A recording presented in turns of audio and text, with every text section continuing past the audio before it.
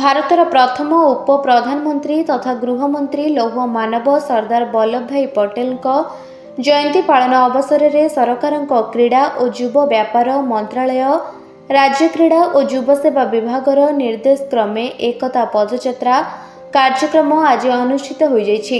ସ୍ଥାନୀୟ ମହାତ୍ମା ଗାନ୍ଧୀ ପ୍ରମୋଦ ଉଦ୍ୟାନଠାରୁ ଅନୁଷ୍ଠିତ ବିରାଟ ପଦଯାତ୍ରାକୁ ରାୟଗଡ଼ା ଜିଲ୍ଲାପାଳ ଶ୍ରୀ ଆଶୁତୋଷ କୁଲକର୍ଣ୍ଣୀ ସ୍ଥାନୀୟ ଗାନ୍ଧୀ ପାର୍କରେ ଅବସ୍ଥାପିତ ମହାପୁରୁଷମାନଙ୍କ ପ୍ରତିମୂର୍ତ୍ତିରେ ମାଲ୍ୟାର୍ପଣ କଲାପରେ ଶୋଭାଯାତ୍ରାକୁ ପତାକା ହଲାଇ ଶୁଭାରମ୍ଭ କରିଥିଲେ। ଏହି କାର୍ଯ୍ୟକ୍ରମ ସ୍ଥାନୀୟ ମହାତ୍ମା ଗାନ୍ଧୀ ପ୍ରମୋଦ ଉଦ୍ୟାନଠାରୁ ଆରମ୍ଭ ହୋଇ ନୂଆ ବସଷ୍ଟାଣ୍ଡ ରେଲୱେ ଓଭରବ୍ରିଜରୁ ଜିଲ୍ଲାପାଳଙ୍କ ବାସଭବନ ଦେଇ ସ୍ୱୟଂ ଶାସିତ ମହାବିଦ୍ୟାଳୟଠାରେ ସମାବେଶ ହୋଇଥିଲା ଓ ସାଂସ୍କୃତିକ କାର୍ଯ୍ୟକ୍ରମ ଅନୁଷ୍ଠିତ ହୋଇଥିଲା। ଏହାପରେ ସେଠାରୁ ବାହାରି ଜିଲ୍ଲା ସଂସ୍କୃତି ଭବନରେ ସମାବେଶ ହେବା ପରେ ଓ ସାଂସ୍କୃତିକ କାର୍ଯ୍ୟକ୍ରମ ଅନୁଷ୍ଠିତ ହୋଇଥିଲା। ଜିଲ୍ଲା ସଂସ୍କୃତି ଭବନରୁ ବାହାରି ସାର୍କେଡ୍ ହାର୍ଟ ସ୍କୁଲ ଦେଇ ସ୍ଥାନୀୟ ମହିଳା ମହାବିଦ୍ୟାଳୟଠାରେ ତୃତୀୟ କାର୍ଯ୍ୟକ୍ରମ ଅନୁଷ୍ଠିତ ହୋଇଥିଲା।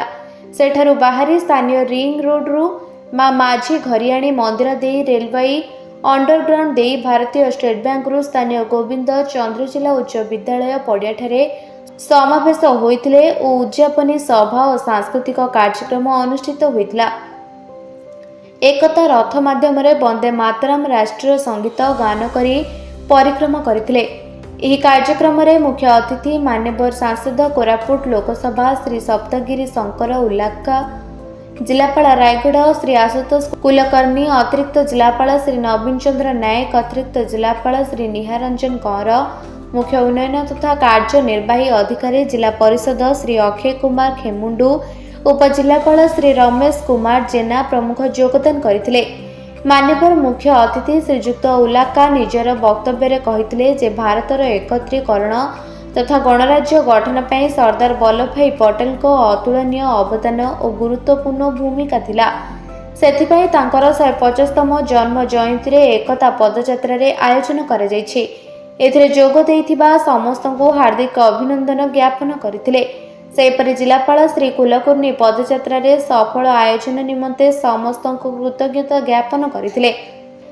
ଜିଲ୍ଲା କ୍ରୀଡ଼ା ଅଧିକାରୀ ଶେଖ୍ ଅଲେନୁର ସମସ୍ତ କାର୍ଯ୍ୟକ୍ରମ ଆୟୋଜନ କରୁଥିବା ବେଳେ ଗୋଷ୍ଠୀ ଉନ୍ନୟନ ଅଧିକାରୀ ରାୟଗଡ଼ା ସୁଜିତ କୁମାର ମିଶ୍ର, ପୌର ପରିଷଦ ରାୟଗଡ଼ର ନିର୍ବାହୀ ଅଧିକାରୀ କୁଲଦୀପ କୁମାର, ଜିଲ୍ଲା ସୂଚନା ଓ ଲୋକ ସମ୍ପର୍କ ଅଧିକାରୀ ଶ୍ରୀ ବସନ୍ତ କୁମାର ପ୍ରଧାନ, ଜିଲ୍ଲା ସଂସ୍କୃତ ଅଧିକାରୀ ସୁଶ୍ରୀ ସୁସ୍ମିତା ବାଉରୀ, ମେରା ୟୁବା ଭାରତର ଜିଲ୍ଲା ଯୁବ ଅଧିକାରୀ ଶ୍ରୀ ଏଭି ନରସିଂହ ଟି ଓ ଅନ୍ୟାନ୍ୟ ଅଧିକାରୀ ଓ କର୍ମଚାରୀ ସହଯୋଗ କରିଥିଲେ।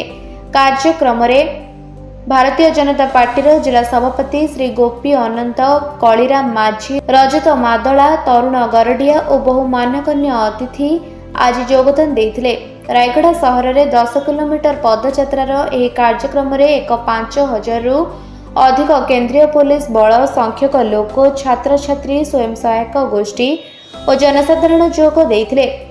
ଏହି ଦିବସ ଉପଲକ୍ଷେ ଛାତ୍ରଛାତ୍ରୀମାନଙ୍କ ମଧ୍ୟରେ ବିଭିନ୍ନ ପ୍ରତିଯୋଗିତା କୃତି ପ୍ରତିଯୋଗୀଙ୍କୁ ପୁରସ୍କୃତ କରାଯାଇଥିଲା।